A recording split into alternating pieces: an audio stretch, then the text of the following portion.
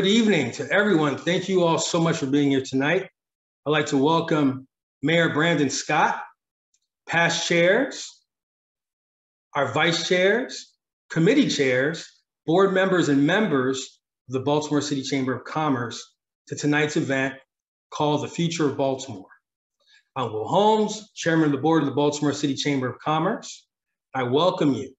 This is going to be a fantastic evening. I'm so thankful to the mayor for spending time with us tonight. For those, so the mayor can know, and for those who don't know, the chamber has a little over 400 members. The majority of these members are businesses under 100 employees. So we are the most diverse organization in the city and also one of the largest. And so, we definitely invite you, Mayor Scott. If you ever have a question about what business owners think, small business owners think, please come to us. We are here. We're here for you. We have your back. We have you, and you have our support. Okay. So please feel free to come to us for anything that you need. I just want to, go over the agenda. We're going to have a brief welcome, this is part of that. Then we're going to have a conversation. We have topics that we're going to cover that are listed here, but we're just going to really just try and make it just kind of a back and forth, fun kind of thing, laid back. This is not a gotcha session or anything like that. This is I really just want to give the mayor the opportunity to talk to members and to give members a chance to submit questions to the mayor. Also, just a reminder, if you joined us, please put your mics on mute. We are recording, okay? So if you could do that for me, I really appreciate it. Thank you so much. And then we're going to go through the agenda. And then after we go through the questions that I have prepared for the mayor, then we'll have a small presentation, and then we'll have Q&A. Tatiana Nelson-Joseph, who works with my consulting firm, WHC, hopefully you can see her on one of the screens. She's amazing. I could not do what I do without her. She helps me not only with my business, she helps me with the Goldman Sachs Endowed Small Businesses program. And then she also helps support me on chamber events. Also like to recognize Imani Coles, who's also on my team. She does an amazing job of helping me as well on these types of events and with projects that my company does for the government and various organizations. So Imani and Tatiana, thank you so much. The reason I wanted to point them out is if you have questions for the mayor, please submit them to Tatiana, not to Imani, but to Tatiana Nelson-Joseph. You'll see her in the list. She's going to manage the questions, and when it's Q&A, she'll be asking the mayor the questions until we run out of time. And then after that, we'll wrap up, and then we'll end this evening's event. Okay? I wanted to let you all know what to expect. So let's go ahead and before we actually start asking the mayor questions, while I have your attention, let me make sure I tell you about some things to expect that are coming up in this next month. Actually, tomorrow, it looks like one of our chamber members will be with the mayor again. Kadampa Meditation Center. Kate O'Neill is amazing. She does so much for the chamber. She's having an event tomorrow. This is the Be More Peaceful event. Their mission is to create world peace one mind at a time through meditation. I think there's still some opportunities to volunteer possibly. So, and Kate is here tonight. So Kate, please put your information in the chat if people want to get with you. I plan to be there tomorrow, so that's in person. So I guess I'll see the mayor again. Hopefully you won't get tired of seeing me at events. Next, we have on the 16th Women's Leadership Committee event. It's online, Unleashing the Power of Purpose. Please attend if you're interested in that. On September 30th, a huge fundraiser for breast cancer awareness. Each year we raise money. It's called Raise Your Cups. Our Women's Leadership Committee is running that event. I'm so thankful for them. Last year it was pretty much me by myself raising money for breast cancer awareness, but they're helping me out tremendously this year. I truly value them, and I thank them for their help. We're gonna have DJ, music, food, drinks, all fun for a great cause. And then our next general membership meeting is on October 7th. It's more than just a general membership meeting where we're going to keep you updated. We'll also have a panel on marketing. So if you're having any challenges choosing your target customer or finding your target customer or finding new ways to reach them and create value, I highly recommend you come to that. We'll have chamber members who are experts on that, and they'll be able to give you some great information. Now, let's go right into the mayor. Just speaking with the mayor. Mayor Scott, I want to once again thank you so much for being here tonight.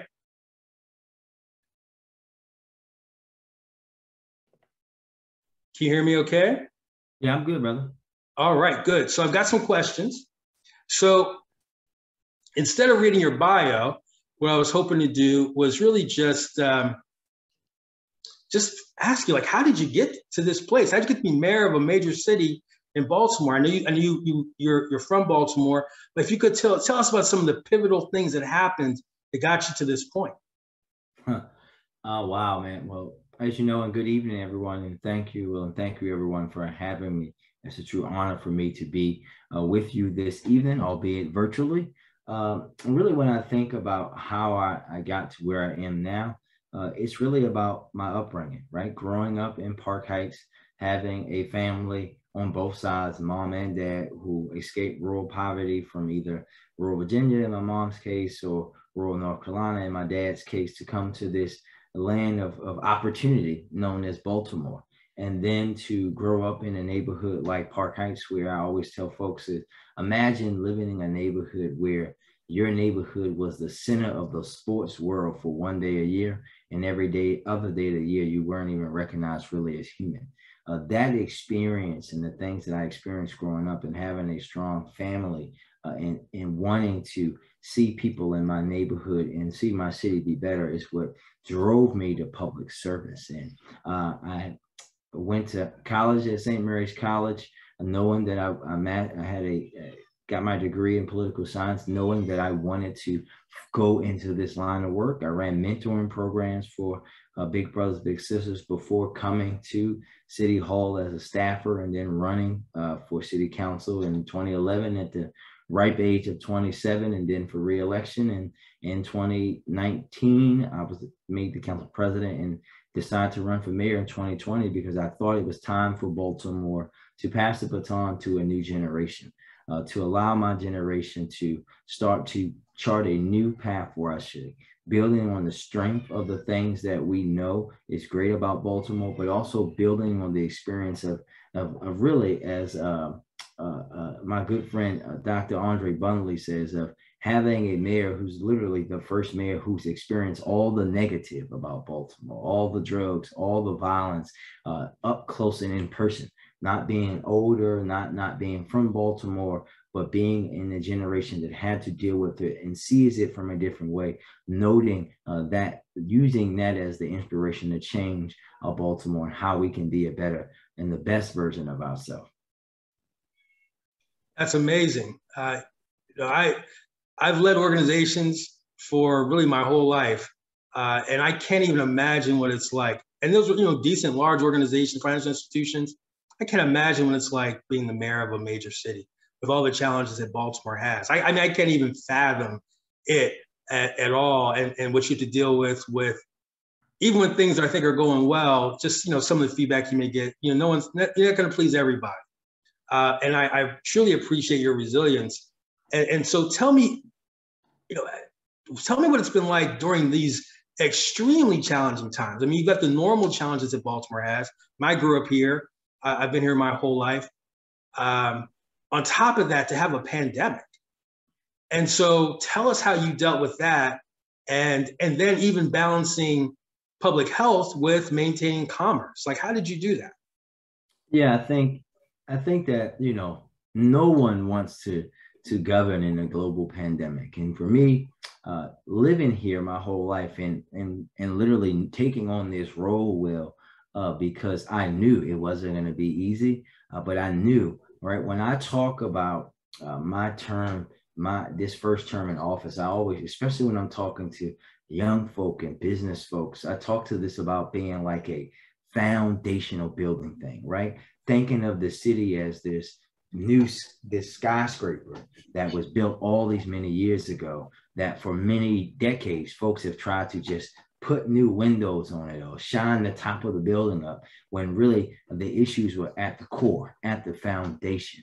And in that, coming into this knowing that foundation was rotten at its core, and that we had an epidemic of gun violence that has plagued Baltimore my whole life, that was going to be difficult enough. And then you go throw on a global pandemic, and it makes it even more a harder thing to attack. But when you lived in the Baltimore that I've lived in growing up, it's not really a shocking thing, right?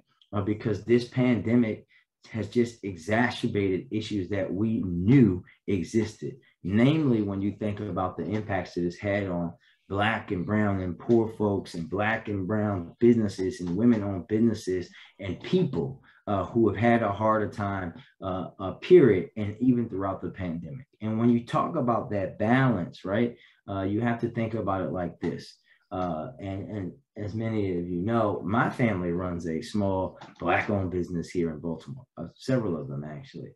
But understanding a couple of things, and when, you know, now infamously on my first full day in office, when I had to, as the kids say, shut the city down, I remember having a conversation with my staff after talking with medical folks, health commissioners, the hospitals, talking to folks, you know, around the country, really, in the state.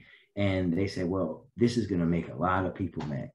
And I just calmly just looked back at them. And I said, you know, that's the thing about being mad or angry, is that you have to be alive to do it. Because the first thing that we have to do is protect people's ability to live.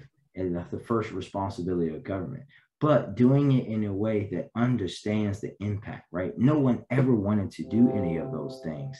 And the situation really is a case, this is the case for several reasons.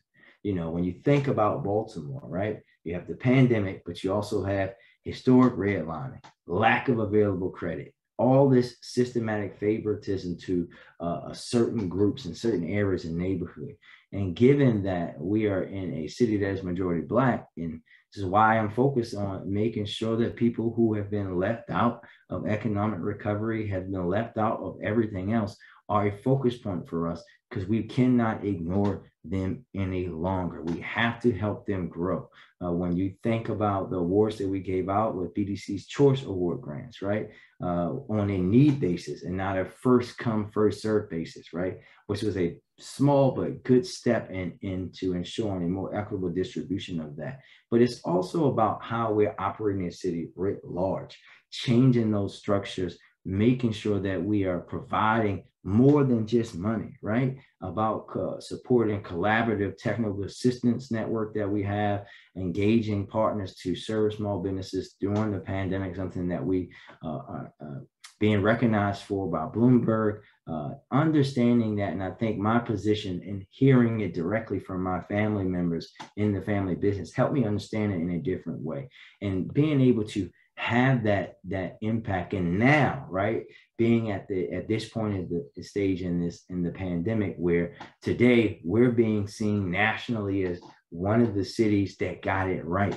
where if you look at us to comparable cities across the country, they are still struggling with COVID in a much deeper way, because they were unwilling to make the tough decisions, but they also weren't innovative in their understanding of how we can assist folks throughout this. And when you even look at the money that we gave out, right, the Technical Assistance Network, we've helped over 2,000 small businesses.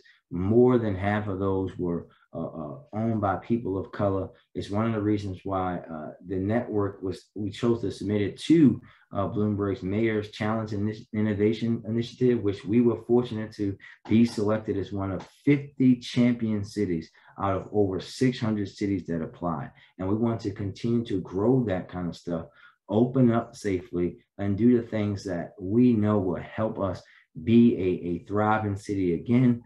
But for me, I always make this important key, not going back to normal, because normal in Baltimore wasn't good enough for most of us on this call and too many people throughout the city of Baltimore.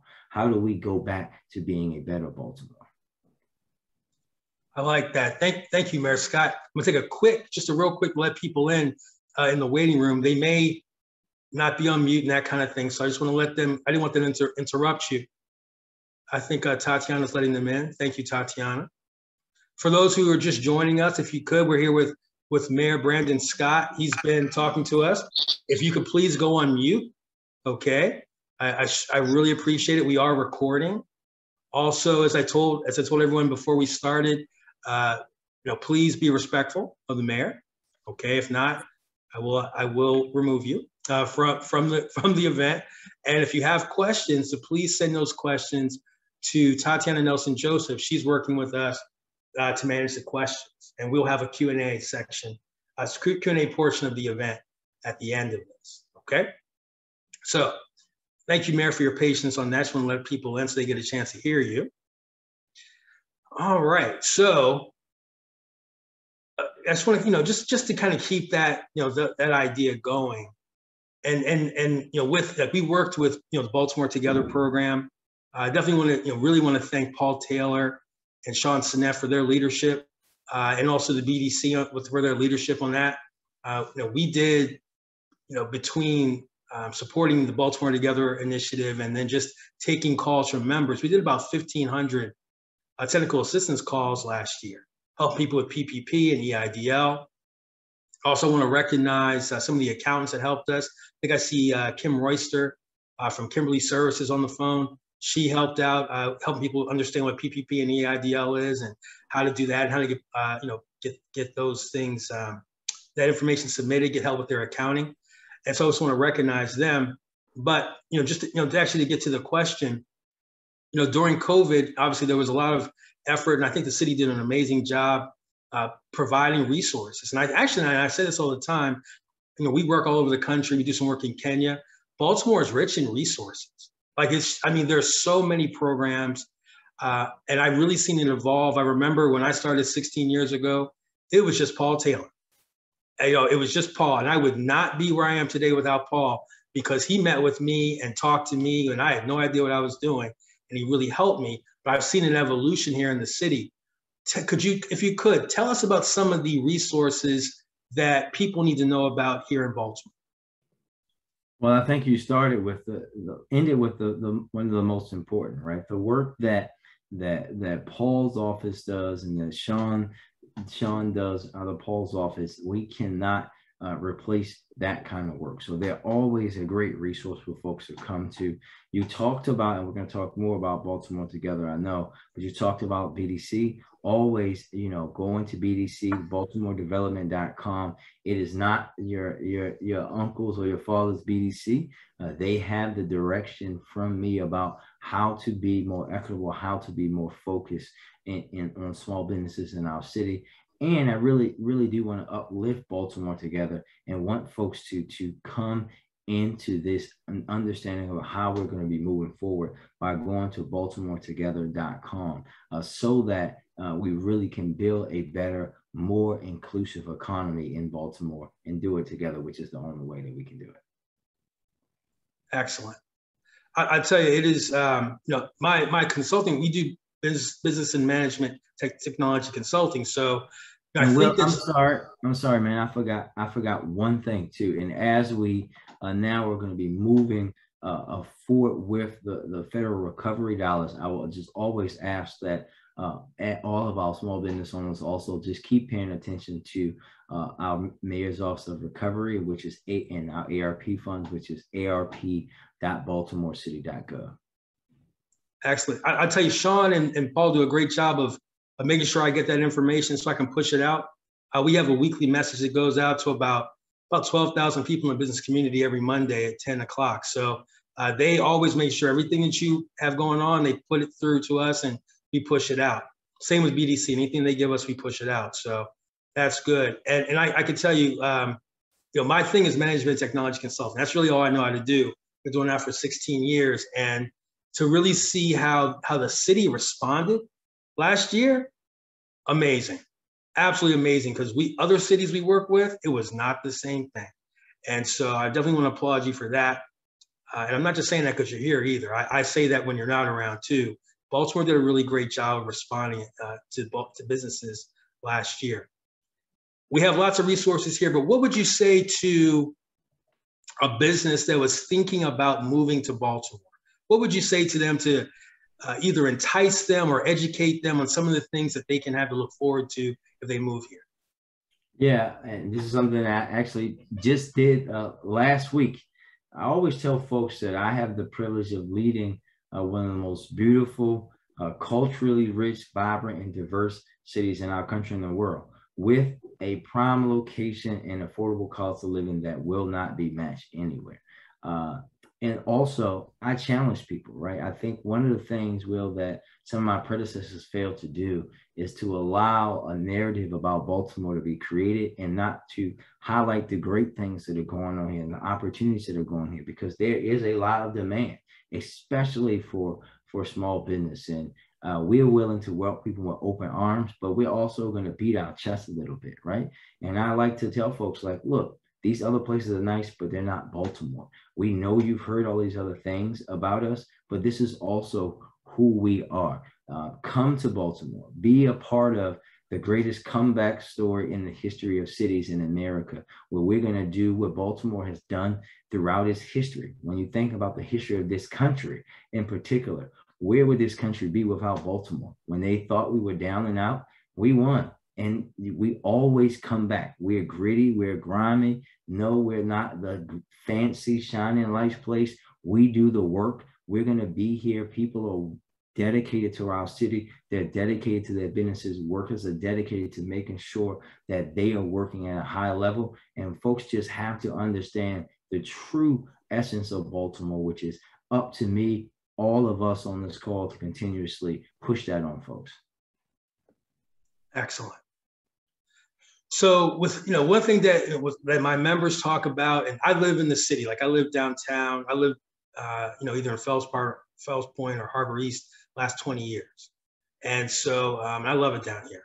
And so, but we talk about, okay, sometimes it's a little dangerous. We feel it's a little dangerous sometimes. And that's just obviously less dangerous down here than in other parts of the city. Let's just, keep it real. Okay. And where we deal with maybe inconvenience things like bikes or, motorcycles or things like that, versus other parts of the city have like tremendous, serious challenges when it comes to poverty and crime. And so for a business owner, it's like, okay, well, look, what's the city doing to address that? And I know that I love your approach, and I was hoping you could, because it's not just, more police, right? I love how you have a broad approach. I think it's important. Do you mind talking about that and letting people know, like, your plans and what you've already done and what you plan to do? Yeah, I think that when you think about reducing violent crime and poverty in Baltimore, I think what can't be more clear is that the status quo approach doesn't work, right? That's the reality. We have been treating poverty, substance abuse, addiction, violent crime as something in Baltimore for at least the 37 years that I've been breathing on this earth. That is something that is solely the responsibility of the police department. And I always try to break it down in a simple fashion for folks. At its height, BPD had 3,000 people. There is no way, and for most of that time frame, the city had 600,000 people. There's no way that 3,000 people can keep 600,000 people safe at all times, right? Just the numbers don't add up. But when you dig even deeper, knowing that they all don't work at the same time, but also knowing the other issues that lead to the things that happen on the streets of Baltimore, we have to have a complete and comprehensive approach to doing that, which is why I recently, and I'm going to put it in the chat for you guys, released our Baltimore's, and I say our, not mine, I say our intentionally, Baltimore's first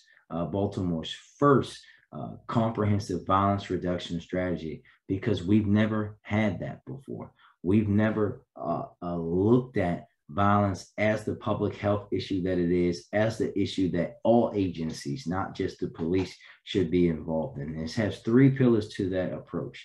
That's a public health approach to violence, which includes gun violence prevention, which is the number one thing. The first thing you see in that plan is going to be gun violence prevention through many different ways, right? Including something that if you read the Afro today, you'll see a op-ed from myself, from the state's attorney and the police commissioner, which includes a group violence reduction strategy, which is how major cities across the country that have reduced violence, including places like our sister city, Oakland, have done it. Focusing in not on everybody that looks like me and that's of a certain age that are standing outside or just breathing in the neighborhood, but the people that you know are the ones that are responsible for the majority of what we know as group violence. A small group of people who commit acts of violence on another small group of people in an endless cycle. And we failed to do it twice in Baltimore because we failed to do the most important thing. And that's actually to bring resources to bear other than law enforcement, right? Because we always have our federal partners at the table, our state partners at the table, our local folks, obviously. But if we're doing these call-ins of these hundreds of folks who we know are the most at risk to be the focal person pulling the trigger or getting shot, and they say in that room, I went out, but the city doesn't bring those resources that they promised them, what do you think happens? That person ends up dead. We are now doing just that, making sure that we're making investments to those resources, and also investing in our community violence interruption programs like Safe Streets, doing our work that we've been leading really around the country on, which is why I was pulled into the White House around gun trafficking, where we're a city where over 60% of our guns come from out of the state and 84% of them come from either out of state or other counties, to deal with that in a much deeper way. Second pillar, and I'm going to be quick because I want to get to you guys' questions as quickly as possible, community engagement and interagency coordination. When you think about public safety in Baltimore, folks simply, most of the time, just culturally, right? And when you think about this is one of the tricks of the trade of many skilled politicians over the years, where they placed the responsibility for public safety in Baltimore solely on the squares of the police commissioner and the mayor. In reality, it's a much broader shared responsibility, because the mayor only controls the police department. DJS, the courts, DSS, all these other things are state entities, and we have to work with our federal partners as well. I have reinstituted the Criminal Justice Coordinating Council, where we're going to work through those issues to make sure that folks aren't didn't release, that shouldn't be released, that we aren't having people put into situations that they shouldn't be. We have to do that. And the last and most important thing is about evaluation and accountability, because it doesn't mean anything if we're not holding ourselves responsible for the things that we're doing and measuring the success of all of those things. But this also ties into reducing violence in Baltimore, and I want to give you guys direct numbers while I stand here, which also, as we talk right now today, total violent crime in Baltimore is actually at a 6% increase. Homicides, unfortunately, which are driven by, I'm trying to find the best politically correct way to say this, the increase is driven by prior year homicides. We've had 18 incidents from prior years, ruled homicides this year. So we have a 3% increase in homicides, even though physically we've had less people killed this year. And we have a 6% decrease in non-fatal shootings, and robberies that are street robberies, residential, or carjackings are down 19%. Not enough for me, and we're going to continue to work on that every day. But we're also going to work on it in a different way too.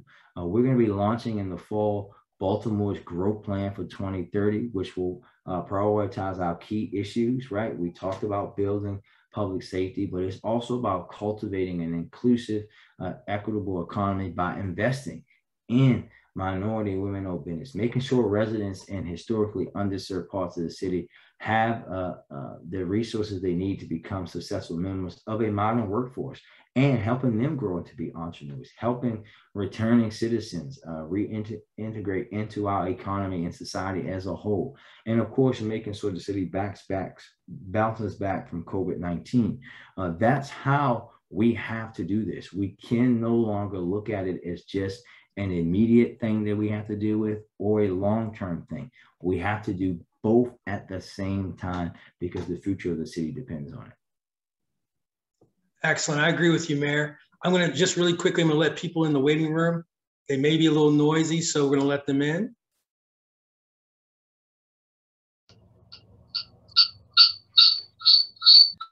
For those who just joined us, if you could, please put your mics on mute for me. Okay.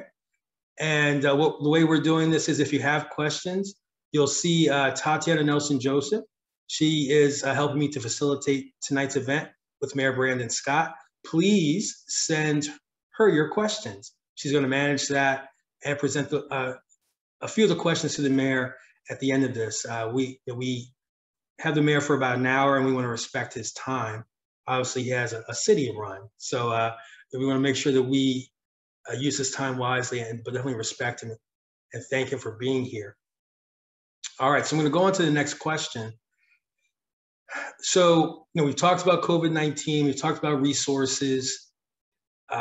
With the Chamber of Commerce, the things that, all chambers I think are a little different. I think what we try and do, I think here in the city, I think our niche is really smaller companies. We do obviously have big organizations, all the universities, all the major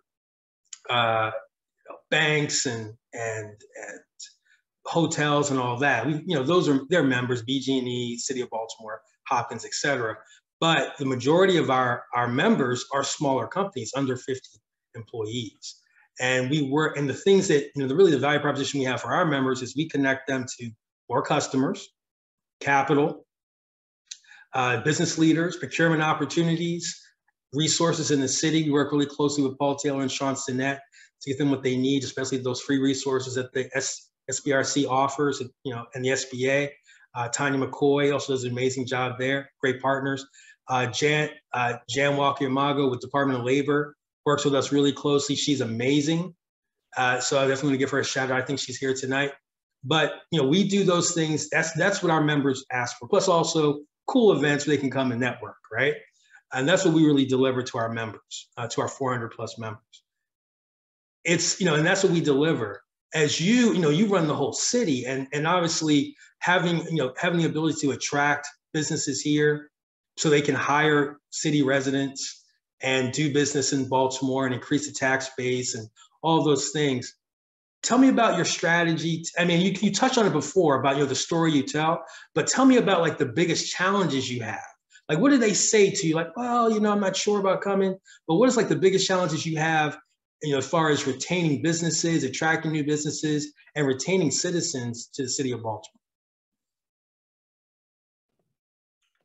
Well, I think that when you think about it, we know what those challenges are, right? And I'll start with the population, and I'll be very clear. When those numbers came out, I wasn't surprised, right?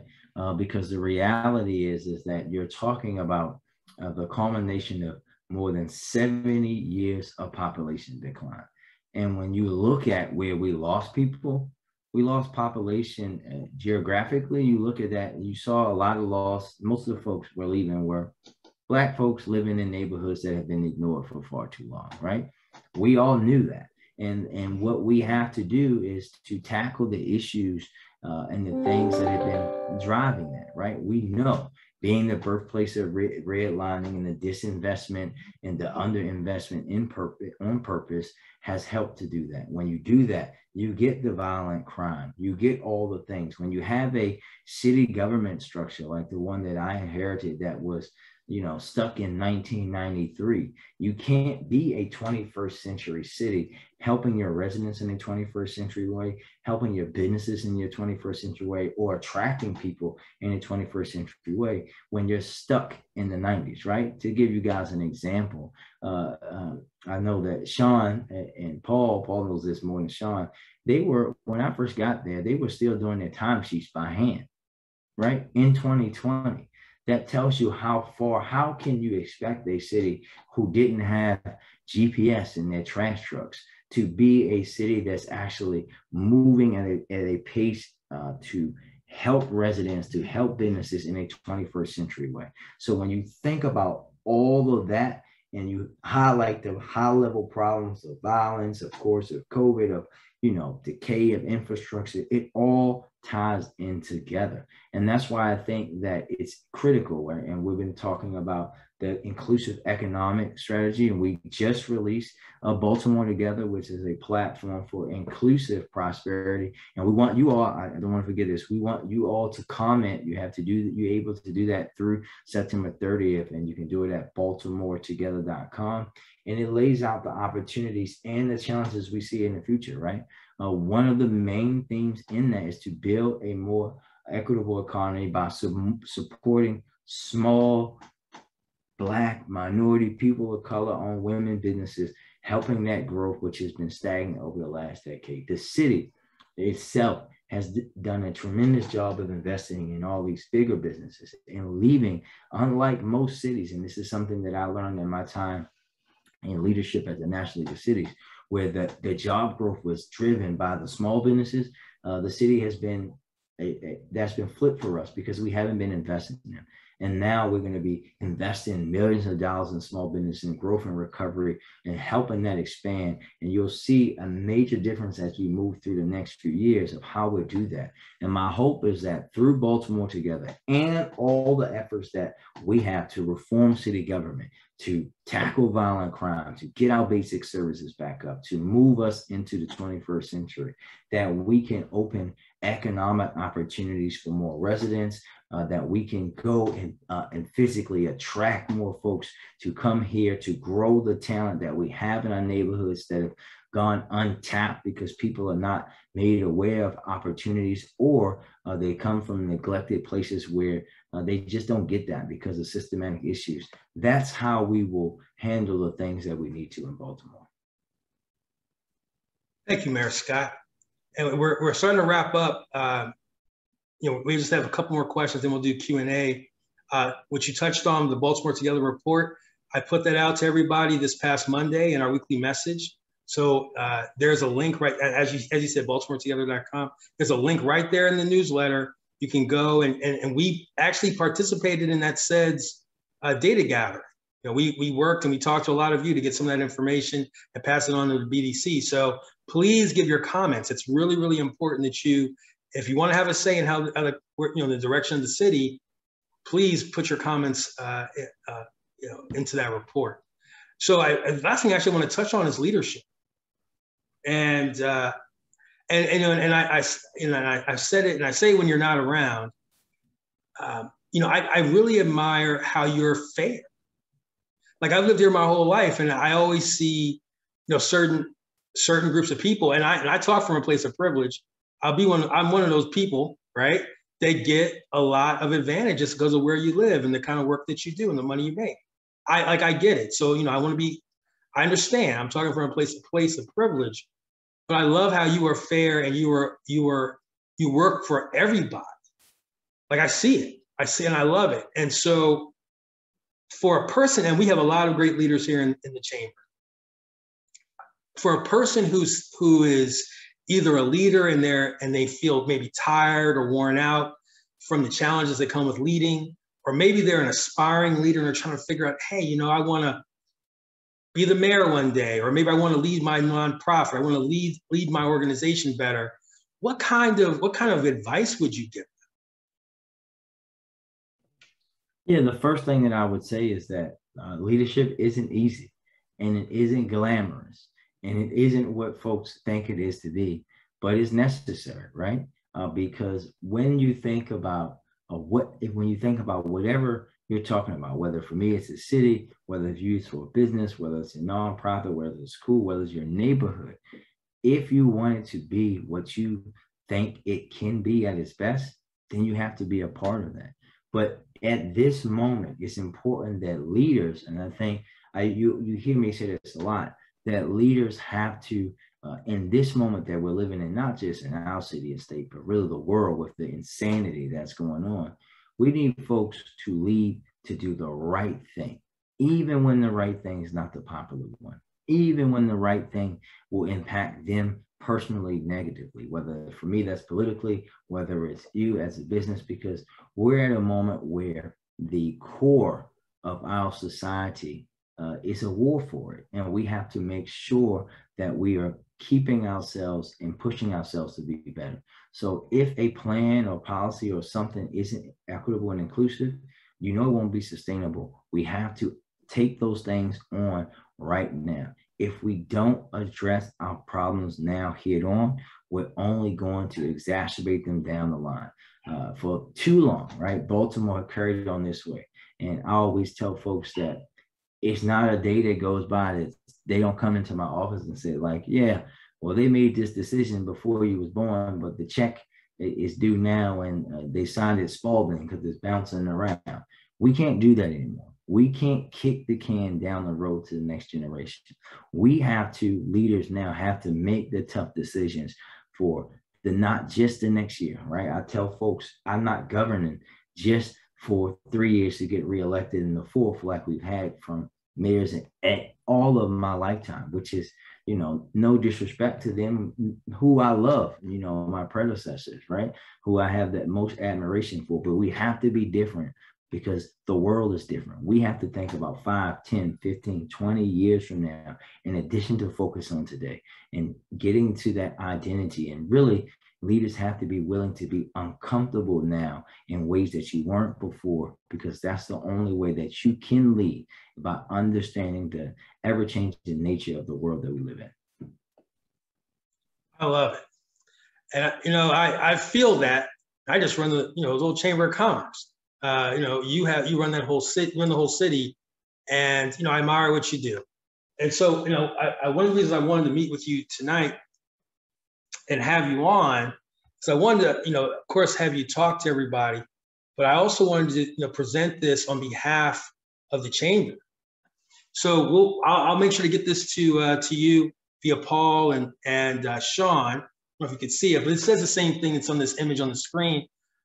So this is the Chairman's Award. This is our highest award here in the Chamber of Commerce, okay? By the authority of the Chairman of the Board of Directors of the Baltimore City Chamber of Commerce, Mr. Brandon Scott is recognized for his commitment to the small business community and service and support of all residents. I was going to underline it, but I didn't want to, you know, make that too obvious, but to all residents as the mayor of Baltimore City. And so that's given today on the 9th of September, 2021, signed by me, authorized by the board. So definitely make sure that you get this. Thank you. Nice plaque. Thank you. And one of our members, Chase Street Engraving and Accessories, I should, I can put their logo right there. They put this together. They always do our awards. They're a small business. They're right on Chase Street. They do an amazing job. Thank you to Shayna Beach over there for putting this together for us. I'll make sure you get this right away, okay? Yeah, we'll do. Thank you all. Thank you all so much. And Will, I just saw a question come in the chat. If we want to move into those, I can answer it. Okay, you run the city. You can do what you want. Go ahead.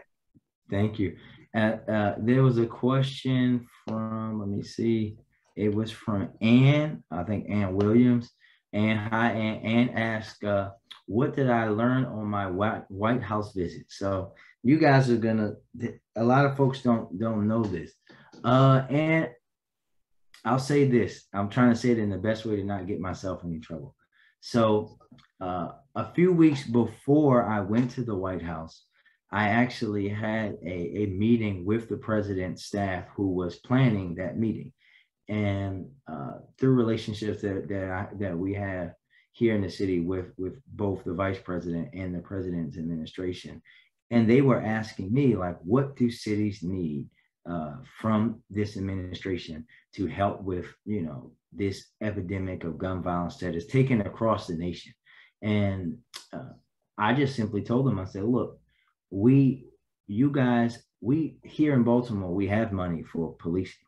What we need you guys to be able to tell us, one, that we can use our recovery dollars to focus on community and public health and other interventions into violence that are desperately needed across the country. But of course, I was focused on Baltimore. But two, I said, for mayors like myself, for mayors like my sister mayor Tashara Jones in St. Louis, for my brother Savanti Merrick in Ithaca, New York, for my good friend Melvin Carter in St. Paul, who are leading on this work of reimagining public safety.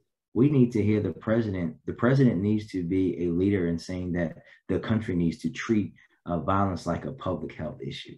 The president needs to talk about how you hear from members of the Republican Party, mostly, but Democrats too, about how this gun issue is only an issue in quote unquote Black Democrat-led cities, when the federal government's own ATF tells us that the guns actually come from the opposite counties and locations. We need to hear them talk about that. And so for me, being there it wasn't really about learning. It was about being really proud that Baltimore's mayor, really was about for the city, was able to help influence something that I never thought in my lifetime that I would see happen. I never thought, like, Barack Obama didn't say that, hey, gun violence is a public health issue that we have to attack that way. But Joe Biden did, right? And they're allowing us to use the money in that way. So it's really about the experience of being a part about what I think over time will be a big shift for the country. And I canceled my vacation to go to do it. So, it was really important to me. Thank you, Ann, for submitting that question. I'm going to turn over to Tatiana. I think she's been essentially curating the questions, getting them all together. We've only got a few. Mayor Scott, how long do we have with you? I know you have a city to run. How long do we have? How many minutes? You're good. I will let you know, because somebody will start to knock and tell me that it's time for me to stop. So you're good. Okay. All right. All right. Well, good evening, Mr. Mayor. One of the questions was, what are Baltimore City's plans for supporting the efforts of the downtown partnerships and other community partnerships? So I would say that Shalonda, who is like a big sister to me, Shalonda's efforts are my efforts and vice versa. We work hand in hand. I know that my Deputy Mayor for Economic Development, Ted Carter, is on the call. Typically, if you see Shalonda, you see him. That I don't think, other than in my office, I don't see them separate from each other. We've been having a great working partnership with them, making sure, for example, the work that we did for having the Black businesses in downtown, one of which is going to be on Good Morning America. Maybe that was today. I have to go back and check the efforts that we've made working with them around safety downtown. And we just had a big safety meeting with Downtown Partnership, and how we've been able to have an impact on safety for downtown. The coming back to work things that we're doing with them. We are going to be working with them also as we have to reimagine what workplace in the central business district, and making sure that we're handling the inner harbor and getting that into best hands. All of those things will continue. There is no separation from us in them. That sounds great. And the next question leads on that. They want to talk about the inner harbor blight and big businesses moving away from the west side of the harbor. And someone is saying that their business is dying because businesses are moving away from that side of the harbor. Is there anything you can do about that? Yeah, I'm trying not, I know Ted is on here. I'm trying not to get myself in any trouble. I will just say that starting with Harbor Place, that I have been very focused, and my administration has been very focused, led by Ted and our city solicitor, Jim Shea, of dealing with that issue, of getting it through receivership, of getting it into the hands of people, of someone who understands Baltimore, that will work with us to get it going the right way. But also that we have to, and this is a challenge that I've given to our city administrator and other folks, is we have to be ahead of the curve. Every mayor that I know, right, is having the same conversation about, oh, wow, what are we going to do if folks don't ever come back into the office downtown? We have to now work to be ahead of the curve of reimagining that, making sure that we are thinking about the central business district, which is, ironically, we talked about the census, one of our growing neighborhoods, thinking about how also the city itself. I've talked about how we have to look at our office space and how many people we have and how spread out they are, and how the city, like we work with the state to do, can be reallocating folks into some of these buildings downtown to help create that business for other folks. It's all about the connectivity, and Ted will be leading that work. We'll be working with everyone to make sure that it happens. But Harbor Place, we hope to have great news in the near future. That sounds really good.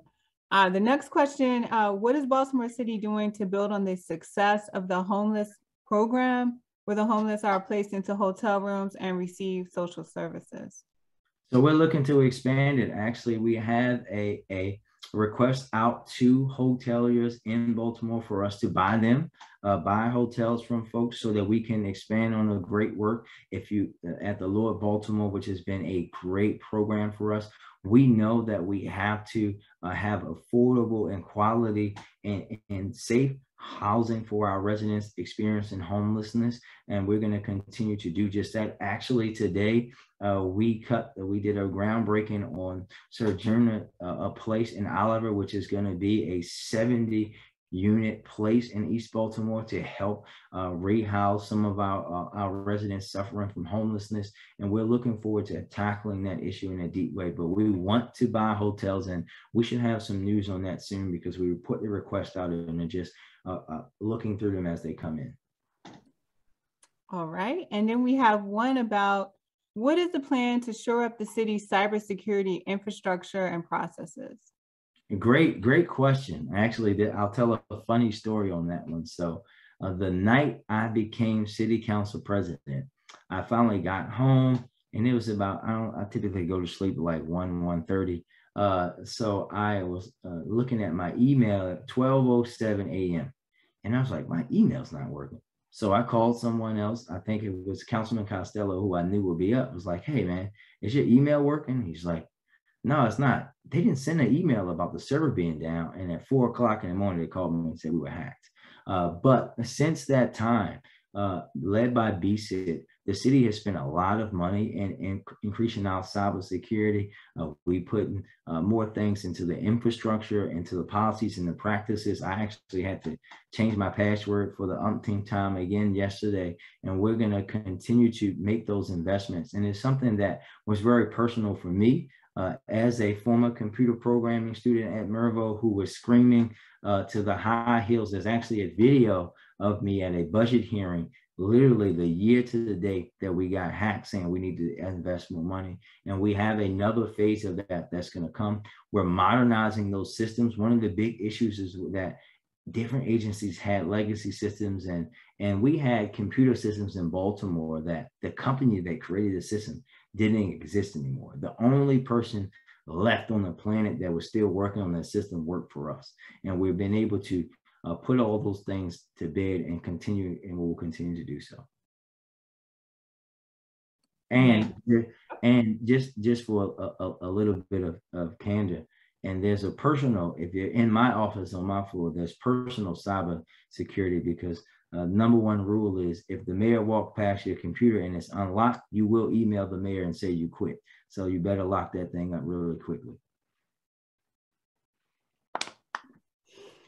Nice, I love it. Will, I'm passing it back to you. Well, it looks like that was thanks to Tatiana Nelson Joseph for always helping me on my online events and everything that we do together here in the city for managing that part of our talk tonight. Mayor, those are the last of our questions. So actually, I would like to ask you if you would like to, have any final words for us as we wrap up. A little bit over, but pretty much on time. Any final words for us? Did you, for the business community and everyone who's on the call tonight? Yeah, thank you all for continuing to believe in Baltimore, and want you to know that in me, you have a partner. You might hear, we've heard for some folks that folks think that I'm the mayor only for the neighborhoods. Businesses are a part of our neighborhoods, and our neighborhoods cannot thrive without thriving businesses. And know that you're always going to have a partner in myself and my team who wants to work with you to improve your businesses, because it only improves the city. Always reach out to us, always challenge us, but know that we're always going to be there to help in any way that we can. And thank you again for having me. And likewise, if you ever want to know what business owners think, all you have to do is feel free to, I'll make sure you have my information. You can reach out to me. Of course, Paul Taylor, Sean Stinnett, they've been just fantastic liaisons between your office and the chamber. So please don't hesitate to reach out to us. all of us here, we've been in business a long time. We're on the grind, so we can tell you exactly what's going on, in this community. So, once again, I want to thank you, Mayor Brandon Scott. I want to thank our vice chairs for being here. I want to thank our board of directors. I want to thank our chamber members. I want to definitely recognize Sean Sinnett and Paula Taylor for putting this together. Without their leadership and their logistics, this would not have happened. So thank you so much. I also want to take just a second. Once again, let me say, whenever I get a chance, I would not be where I am today business-wise if it wasn't for Paul Taylor 10 to 15 years ago helping me to get myself together so I can get my consulting business up and running. And I don't think he gets enough credit. I'm just putting it out there. He does an amazing job. I'm thankful to see him still helping businesses. Also, Jan Walker Imago from the Department of Labor, she's on. Also, an amazing job helping people across the city. And so on behalf of the entire, and also Tatiana Nelson-Joseph, Imani Coles, and the entire team and the 400 plus members of the Baltimore City Chamber of Commerce, we want to thank you, Mayor, for being with us tonight. And I'd like to end on that positive note. Thank you all so much, and we'll see you next time.